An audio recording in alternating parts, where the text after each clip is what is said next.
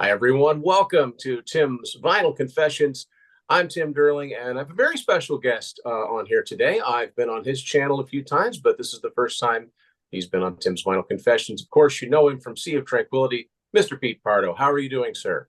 Hey Tim, what's going on? Hi everybody. How are you? Thanks for doing this, Pete. This is going to be a lot of fun. Now, we're going to be talking about an album that's been up for a little while now, and of course, Pete's already done a little review episode on it. And I had him on because I thought he would be a good person to bounce things off of. I'm not usually one for picking up every time someone from a band I like does a solo album or a side project. As a matter of fact, I'm very rarely do I do that. I tend to stick to the main band. But thanks to Pete and Brendan Snyder and a lot of other YouTube channels that I follow, everybody was going on and on about how good this new John Anderson album is and how much it sounds like classic Yes. So I'm like, well, maybe I'll check it out because honestly, this album cover wasn't doing anything for me. I but we could talk about that. Of course, we're talking about the latest John Anderson. I guess it's a band, John Anderson and the Band Geeks, Yeah. and the album is called True, and it's on Frontiers Records. And you know, Pete, would you say the Yes fan base can get kind of riled up? Oh yeah. Yeah. I mean, there are a handful of bands that are out there who have been around a long time where you've had like a major split, and then you have people taking sides and all that sort of thing. That totally happens in the Yes camp. You got a lot of people who Yes isn't Yes without John. Yeah, Right. Yes isn't Yes without Rick, that sort of thing. And that, Steve Howe's got a tribute band going on over there. And there are others that, everything John does is great. And, John, let's face it, John's voice has held up pretty damn well over the years. I guess it has. But there are other people that are like, as long as it has the Yes banner, it's still Yes. So I've seen lots of people say that this is basically like John mimicking Yes, trying to do something that sounds like Yes, but it isn't Yes because it doesn't say Yes. So I've seen it across the spectrum. People like what they like, right? Yep. And again, we'll probably get into it here. I want to go back to what you said at the beginning about how, sometimes you have those favorite bands, right? And the members release lots of solo albums. I'm with you. I don't automatically buy everything by every solo album by every member. I have a lot of the early John Anderson stuff, like those first like four or something like that. But he's put out a crap ton of albums over the Oh yeah. years. Yeah. Vangelis with himself, with this person, that person. I don't keep up with all of it. Like someone like Steve Hackett, formerly of Genesis, he's a guy who I've collected like pretty much all of his solo records. So when a new Hackett album comes out, I usually buy it. But like Steve Howe, he's got a ton of solo records too. I've got the first few. I haven't bothered since then. It's just it gets to the point where it's too much. And quite frankly, a lot of guys in some of these legendary bands, they release solo albums to do things that are a little bit different from what they do in their main band. And sometimes that style of music isn't quite the same. And so I totally get what you're saying. I'm kind of the same way too. It's this was not an auto buy, but I heard that first single that they released, and I know who the band Geeks are, and those are great musicians, and they do amazing prog covers and whatnot. So I was intrigued off the bat. I heard that first song, and I was like, all right, I'm sold. Yeah. Because to me, and we'll probably get into it here, I still follow the main band. Yes, I still get all their new releases. I just saw them live the other day. Um, but to me, their new music hasn't really sounded and excited me like classic Yes had in many, many years. This album to me captures the spirit of classic Yes. Is it Yes? No, it's not Yes. It's John and a bunch of other dudes who are very good musicians. But I listened to, I said it on my review, I listened to this back to back with Yes's last album. I'm sorry, but this to me sounds more like classic Yes than that does.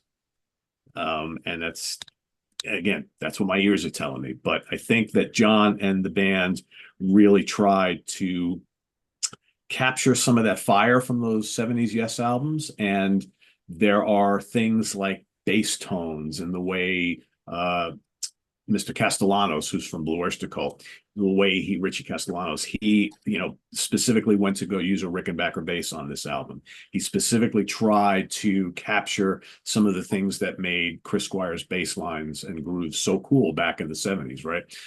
There's those kind of looping angular guitar lines, which are reminiscent of what Steve Howe does. There's loads and loads of there's two keyboard players on here, so there's loads and loads of keyboards, trying to capture the wildness and the big symphonic swells of a Rick Wakeman or a Tony Kaye or a Patrick Moraz, right? And then you got John. He's doing what John does, right? John sings these kind of like, hippie, ethereal, cosmic lyrics and his vocal style. So to me, I listened to this, and you could easily say, with 9 tracks on here, 6 or 7 of these could have come off of any 70s Yes album, in my opinion. Is it as good as Close to the Edge and Fragile and Relay? We're not saying that, but No. I think if you in 2024, this is the closest we're going to get, in my opinion, to hearing something from Yes or a member and former member of Yes that sounds like the Yes we knew and loved in the 70s. That's as plain as I can explain it. You'll get people who will agree, people who won't, because like it'll never sound like they did back then. No, that was 50 years ago, right? Yeah. But I don't know. I get more Yes warm and fuzzies from this album than any of Yes's last 5, 6, 7 albums. And that's just me. Yeah. So full disclosure, I mean, I actually I quite liked The Quest and Mirror to the Sky. I thought those albums were pretty good for I fine really for what they are, right? Yeah. I really didn't like Heaven and Earth. I'm a relatively new Yes fan, like 7 years or so I've been into this band. So it's been, I remember getting Heaven and Earth and thinking, man, is this the last thing we're ever going to hear from them? And so I was pleasantly surprised with The Quest and Mirror to the Sky. But you are right. There's a certain I don't know, spring in the step that this album has that those albums do not, even though it is Steve Howe and his very distinctive style. And I think John Davison's a fine singer. I really like Fly From Here. It's a shame they didn't stick with Benoit, but things happen. But I think that, people that, like you and like Brendan, whose opinions that, I listened to, I thought, okay, there's everything I'm reading seems to be saying this is the Yes album we haven't been getting, even though I wasn't one of those complainers that said, well, this doesn't sound like Yes. I got it. And immediately upon listening to it, I'm getting, it's funny because I'm not getting 70s a little bit. I'm not getting 70s vibes so much as I'm getting 90s vibes. I'm getting the latter. I'm getting even a little bit of magnification, but maybe that's because of the newer sounding production. It doesn't sound anything like the old, the Eddie Offord, production sound, but it's really, really, really good. And I think something else people need to remember when they're listening, John Anderson is 79 years old. He is, and his voice is there. It's not something where you have to listen and say he sounds pretty good considering. No, he sounds really, really good. Yeah. And it's almost, I hear what you're saying. Is like it is almost like he wanted to say, look, they should have waited for me, when he had his respiratory issues. They should have waited for me, because just imagine if we got together and, but I mean, everything I've ever seen or read about John Anderson is that he's not a vindictive person in any way, shape, or form. He seems to be more of the Ringo Starr, peace and love, and the cosmos and all of that.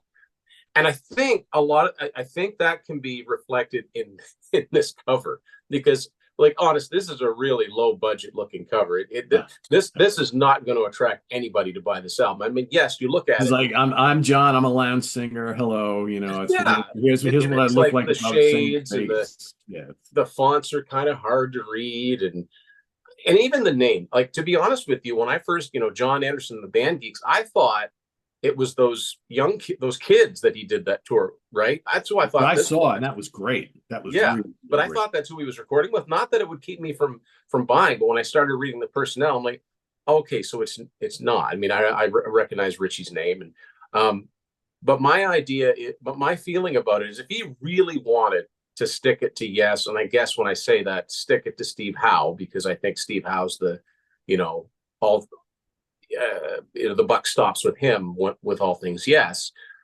He would have gotten Roger Dean to design a cover and made it look like a classic 70s Yes album. He did the exact opposite. I mean, whereas Roger Dean's album art invites you into the world this band creates, this is like, is this somebody's cousin's indie release that, and that's all they had money to do? And obviously, John Anderson's got the wherewithal and the budget to, um, you know, make a really big budget looking cover. So this is obviously a conscious choice. And do you think maybe it's him saying, look, listen to the music? That is the most important thing. Yeah, I mean, you're absolutely correct. And this, this is Frontiers Records. Yeah. They're not some tiny little label. There's a ton of really great bands on Frontiers, and I'd argue that this might be the worst album cover on any Frontiers Records album that's come out this year. And it's not Yeah. even close, right? Because most of their album covers are pretty damn good. I mean, I could probably pull a bunch of them here just to show you, but I think we all know. Yeah, I don't know. I mean, if you look back at John's solo career, Roger has never done an album cover for him ever. It's true. So that's kind of telling. So I don't know what the relationship is there, I think Roger is more Steve Howe's buddy, if anything. Yeah, and there must be some kind of pact there between the two of them. Yeah. And I agree with you. I think that John doesn't seem to be that kind of vindictive guy. I just think that and I don't know this, but I'm assuming that there is some deep-rooted issues between John and Steve. And that's part of the issue right here, because let's face it, if it was all about the money, right, they could reunite with John, and all of a sudden, Yes are playing big venues again. Right? Yeah. Then all of a sudden, album sale, they put out an album. So it's like a reunion of John and Steve as Yes is a big deal. But all these years, it still hasn't happened. So my guess is there's some shit between these two guys that can't really be repaired. I think John would be open to it, but I think Steve is just like, nope. It kind of reminds me of like the whole Skid Row thing, right? All over again. I was just thinking that. I mean, yeah, the fans are clamoring for it, right? And it's and Rachel and Snake have never changed their stance. Why would we do that to ourselves? Yeah. I just saw Yes with Deep Purple, same thing there, right? They don't want Richie Blackmore left. They have no interest. They're finally, I think they're past all the big battling stuff, but they're kind of like, nah, it's just, there's no need for it at this point. We don't want to do it. We don't need to do it, even though it would mean probably big bucks for everybody. Yeah. So at the end, it's like, if it's not about the money, because we know so many bands do things for the money, then there's other reasons going on why it's not happening, right? So. Or it's not for enough money, right? I mean, like, what do you think has kept the Eagles on the road all these years? They don't like each other. No, they don't. They don't. But that's on a different stratosphere, right? That's yeah. And that's where the money goes past the level. I mean, I'd even say Aerosmith in the last few years. Yeah. They haven't been getting along, and their treatment of Joey Kramer and all that. I mean, yeah, there's plenty of dysfunction in these bands, but what we've got here is, and for people to say that, oh, John's just trying to sound like Yes, he kind of can't help it. He's a kind of the member voice of Yes, right? He spent most of his career in Yes. Yeah, he's kind of the voice of Yes. His lyrical style, his singing style, all of that is here. Like, and I'm hearing bits of different things, like, probably the song that reminds me the most of 70s Yes is Once Upon a Dream, which is a 16-minute, not just because it's a long song, but I hear bits of Awaken. I'm reminded of Awaken, or I'm reminded of the memorable parts from Topographic Oceans. I'm hearing a lot of that the repeated, like, mantra-like vocals before the rest of it kicks in. And it's refreshing. It's well produced. I got to say, it sounds better than the last two Yes albums. It's not quite it's a fuller sound. And I'm not sure why that is, but the last two Yes albums are very, not quite, I don't know if sparse is the right word, but they're kind of like, it sounds like they've taken tracks out. I don't know if there's something about it. Yeah, so the way I try to rationalize it, Tim, and you brought something up earlier about how the production of this album probably reminds you a little bit of like The Ladder and Magnification. I kind of don't think there's any way around that. That's just the way albums sound these days. Yeah, For me, and I think you just hinted at it, what really reminds me of classic Yes with this album is not so much the production of it, it's the way they've crafted the arrangements. There's some really intricate, clever stuff going on here, adventurous stuff, the way they've got the keyboards and the guitars layered, the vocals coming in. That's how Yes used to do things back in the day. It's not that this album sounds like Relay or sounds like Close to the Edge or even Going for the One, and especially not from a production standpoint. What I miss, and again, I get a lot of people who's like, "Oh, you just want to bash, recent Yes." I'm like, "No, I don't want to bash recent Yes. I still like Yes. I still buy all their records." But to me, you mentioned the sparseness. There just seems to be this kind of airy blandness that has overtaken the music of Yes in the last bunch of years. The arrangements are not challenging. They're not complex like they used to be. I don't really want Yes to be a pop band. And, I've seen some people, kind of kick back on this album saying, well, John's not really progressing like progressive rock is supposed to be. He's regressing. But don't most fans of progressive rock want to hear bands doing stuff like they did in the 70s? Because yeah. that's when this genre, this style of music was really being progressive. I mean, where are you going to go from the 70s stuff? Does anybody want Yes to be a pop band? That's not really progressing, right? I don't want Yes to be a pop band. My biggest issue with the more recent Yes albums is I find them really bland and almost boring at times. There's little bits that they throw you. Steve always sounds great, and there's just, to me, I like Jeff Downs. I like Jeff Downs in Asia. I'm not really crazy about Jeff and Yes. I just don't think he's got all the tricks up his sleeve like some of the other keyboard players they have. He's fine. I don't really have an issue with Jeff, but again, that's more of a personal thing for me. And the biggest issue I have with current Yes is that you've got Billy Sherwood. Billy Sherwood's a really great bass player. Billy Sherwood was close friends with Chris Squire. Chris took him under his wing. Billy is also a really good vocalist Yep. who kind of sounds a little like Chris Squire. It drives me crazy that on the more recent Yes albums and even live, I just saw it firsthand the other night. Steve Howe is doing more of the backing vocals like Chris Squire used to do, and Billy does practically nothing. Yeah, and I'm sorry, Steve Steve is Howe not a good. cannot, he He's not a good. cannot sing. He's No, he's background vocalist at best. at best, yeah. And Yeah, even then, Billy's a better backing vocalist yeah. than he It's a is. So bland voice with no range. no, So why wouldn't you? Yeah, there's got to be a bit of ego going on there. Like, yeah, you would okay, think Chris so. is gone. It's like, okay, well, the next senior guy has to do the background vocal. Why wouldn't it be the best equipped? Why wouldn't it be the guy with the best set of pipes? You know, play guitar. You play guitar like no one else, Steve. Play your guitar. If there's a part that has a low harmony in it or has multiple harmonies, yes, do it.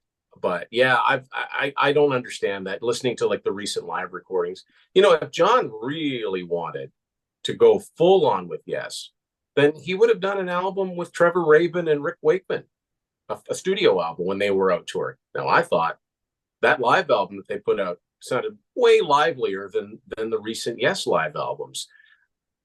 You I know, saw it, and it was pretty spectacular. It was yeah, really. and the fact is that they were doing songs from 90125 and Big Generator, as well as the classic stuff. So, Yeah. you know, John really, if he wanted to, he could get Trevor Rabin, he could get Tony Kaye or Rick Wakeman, or there's other keyboard players out there. He could, now that Chris Squire's gone, he could find a perfectly good bass player. He could maybe try to coax Bill Bruford if he really wanted to do it.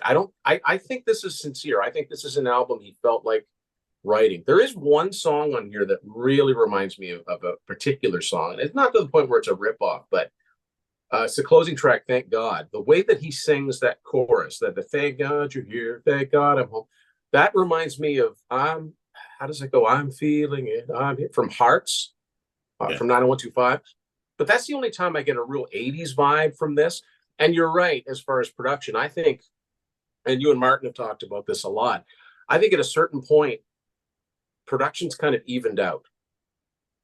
In other words, you go through the 70s and 80s, and a really good example of this is Kiss. Year to year, the albums sound completely different than the one that came before it.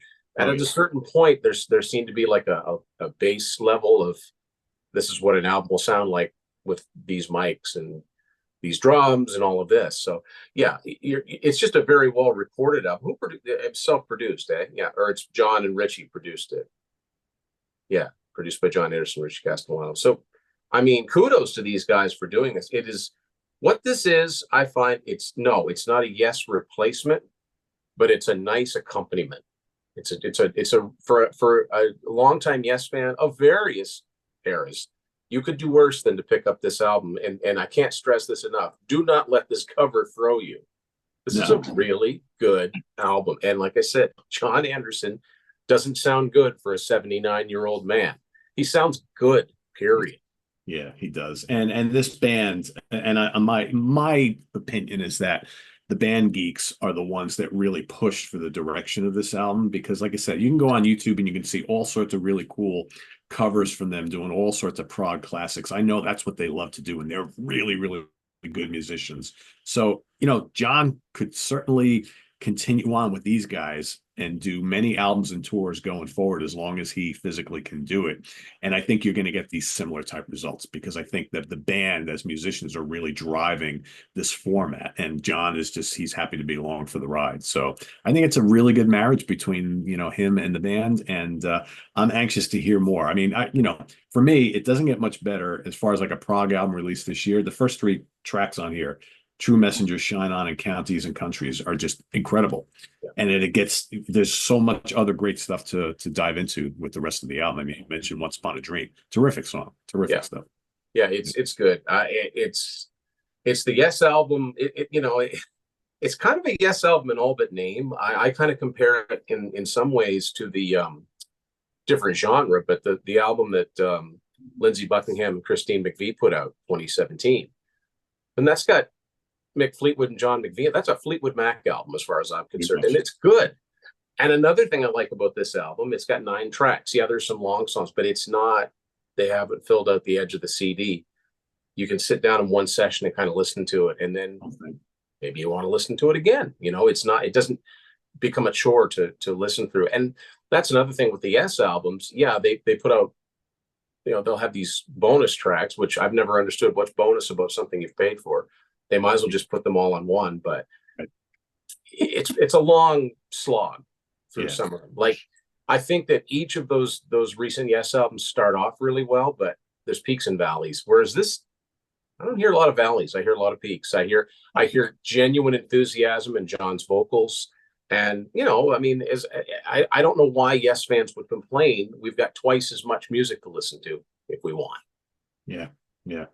And we talked earlier about this whole there's the John camp and the Yes camp, right? You got it, and people want to take sides. I mean, truth be told, John himself hasn't done a solo record in a long time that's really interested me. So it's not like I'm just pushing, John as the entity of these two here over Yes. I'm not, because John's solo career hasn't interested me in a while. He did an album with Roy Stoll from the Flower Kings a couple of years back, which was very, very good, and probably the one album in many years that really has interested me from a John Anderson perspective from his, career.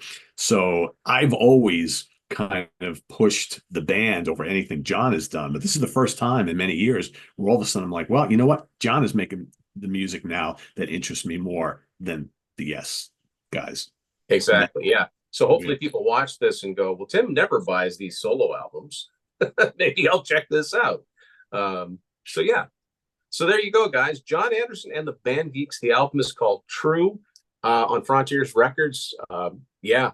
Great lineup, great band. And I do want to say, not only does this band do great prog covers, but the truly good mark of a musician is they're not just good at covers, but they're good at coming up with material that's in that spirit, but it's not like an old song in a different key. They're good at coming up with original ideas, and they think the way that the musicians in Yes think, that you used to think about arranging a song and however long it needs to be. So, kudos to everybody for making this happen, because it's one of the best albums that I've listened to this year, and it's a nice surprise because I was not on my radar until I started hearing all the positive literally reviews. came out of nowhere. I think for most people, I think this surprised everybody because I I knew that he was doing stuff with the band Geeks, but I had no idea they were doing a record. And then hear it, and then there it is. It's out. And you're like, Yeah, oh, okay, and I heard the one song, I was like, oh, wow, that's unexpected, right? Unexpectedly in a good way, right? So yeah, it's nice when that happens. yeah. So Pete, Sea of Tranquility. I mean, you've got your regular episodes. What is coming up on Sea of Tranquility that's of note? Have you got any interviews Uh, planned or? I don't have any interviews scheduled. That the summer's been kind of like light with interviews. I'm sure that'll pick up early in the fall. But yeah, I mean, just the normal stuff. So we've got on Tuesday nights, and I'm not sure when this is going live, but Tuesday night, the 10th, we'll have in the Prague Seat, which is our bi-weekly Prague show, and we'll be talking about we'll doing an album war with 5 Italian Prague classics from the 70s. Every other Monday night, we do the Hudson Valley Squares, which is our hard rock and metal show. We've got all sorts of other shows during the week. Myself and Martin Popoff, we meet every Friday for Friday morning at the Funhouse. We've got another show happening this week. So yeah, just the normal stuff. A lot of content always being published. We have stuff every single day, so it's always busy on Sea of Tranquility. Very cool.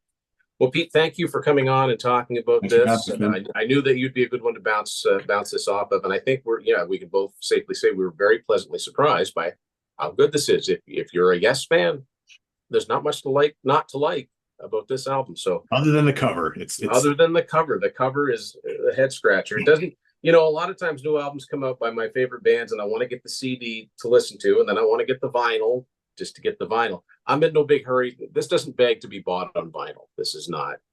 But anyway, it's good. It's really good music. I've seen from people what they've done is they've created their own cover for this to put over this. So they like, do some Photoshop and things with Roger Dean type artwork and change the logos and everything like that and make Yeah. an actual like Yes looking album cover. You So could almost say, get AI, say, design a Yes album cover called True. Click and see what it comes up with, and you'll get probably something better than this.